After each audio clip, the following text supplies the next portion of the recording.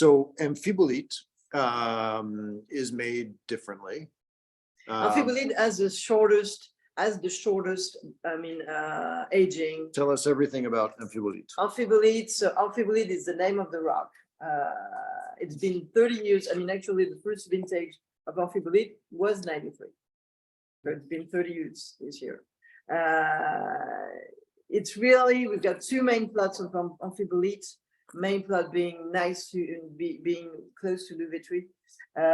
So it's a blue-green rock. It's amphiboilite is the name of the rock. It's a blue-green rock, metamorphic rock. It's going to give a lot of. We have already salinity, as I said, because we're close to. I mean, we are near the ocean, but it's even given more salinity, the rock to amphiboilite, to the wine, and great minerality too. So it's got a short. Joe's always seen amphiboilite, the wine, to be really the young muscadet, to be drunk really fresh, and to be really tense, focused, linear, and that's what he's looking for when he's making amphiboilite. And so we have 6-7 month aging. So that's March, April bottom. I mean, to keep really the freshness.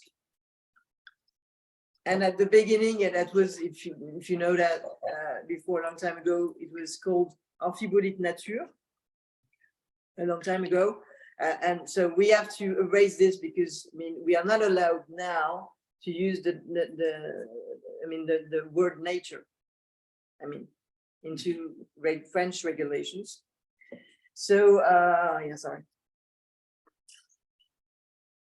So this is why it's only amphiboilite now, but I mean, the terms of when Joe used the word nature, amphiboilite nature, it was saying that there was no addition of sugar. No sugar. Do a lot of people add sugar? Oh, in Muscadet, yeah. In the years when you get too much acidity, and for wine growers who are not real wine growers, they're buying.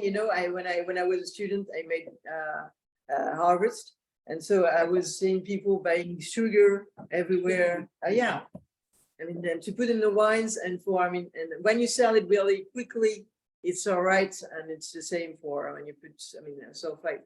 But then 1 year after, don't talk about it. Those wines are really nasty wines.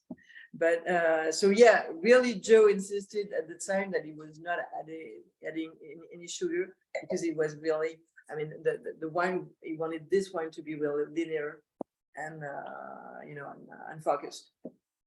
So 1993. But basically, coming to this addition of sugar, we don't do it. I mean, for all the others. Yeah. I mean, we try to really pick the grapes when we have 11 degrees natural, 11 degrees 0.5 natural. Okay. Was that in 1993? Was that sort of revolutionary in the area? I think, Joe, I mean, if you're talking about Muscadet, the traditional Muscadet is more like Louvetrie than amphiboilite. When Joe came with amphiboilite, it was so tense that people were like, wow, what is this?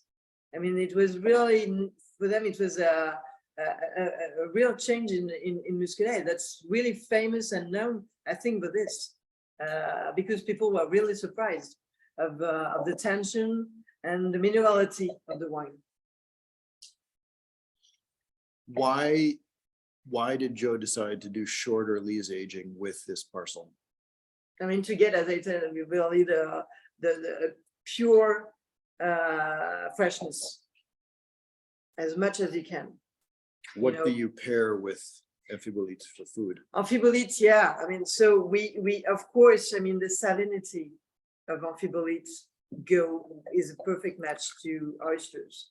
This is all Muscadet with oysters, definitely. With seafood, but it can be, it's such a refreshing wine that you can have it only at aperitif, or with really raw stuff. I mean, because it's really linear, so it's a light Muscadet.